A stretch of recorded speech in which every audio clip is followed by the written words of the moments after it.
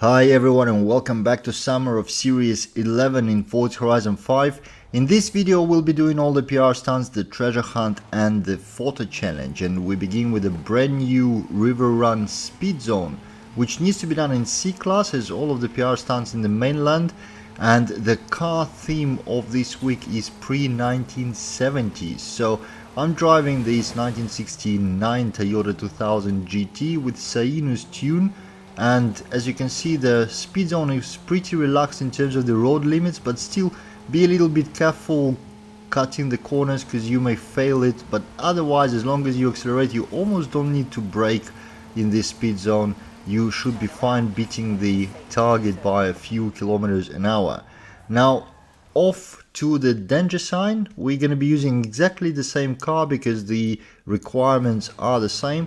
I prefer to start the run up a little bit away from the road, as you can see, just to have a more even surface and direct run to it. But as long as you hit the danger sign heads on straight, you should have no problem beating the 250 meters target. As you can see, almost by 20 meters overshot the requirement without any problem.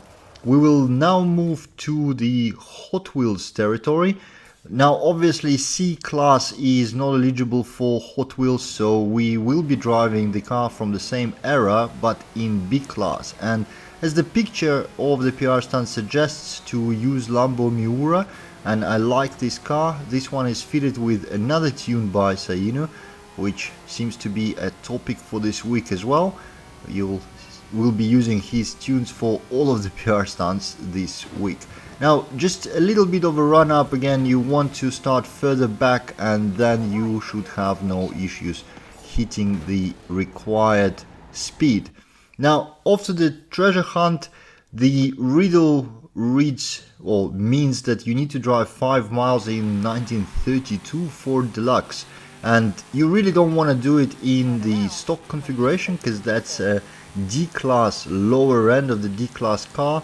I'm using a B-Class tune by Sainu. There's plenty of tunes that are taking this car up to S2 class and some crazy speeds, but I prefer something that's still drivable. And even in B-Class you can see the car goes in excess of 200 and even 250 kilometers per hour, which means completing the requirement for the treasure hunt only takes you about 2 minutes. Obviously you can do it anywhere. You can roam around any location in Mexico or Hot Wheels, but I prefer this highway section because, you know, it's absolutely straightforward and easy, and yeah, takes the least amount of time. But again, the distance counts whether you are in free roam or in the racing. So if you want to take this car into one of the races, feel free to do so. That distance will count. And 5 miles is about 8 kilometers in metric measures. So yeah, whichever is your gig should be fine. We should be arriving to the 8 kilometers mark shortly. There's a speed zone ahead which will begin, and then somewhere in the middle of it we should complete the challenge. Just a wee more, 255 kilometers per hour.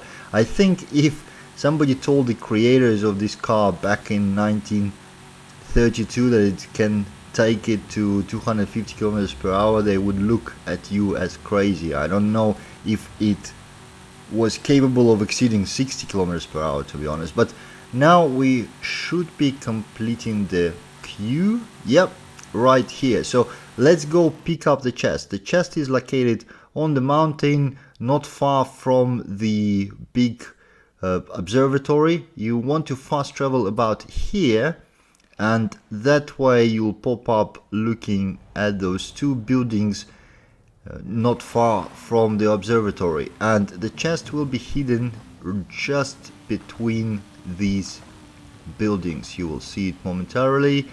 There it is. So we just drive up here, and feel free to smash it right away. I needed to take a quick photo. Here it is. The treasure chest is found, and the last challenge is a photo challenge.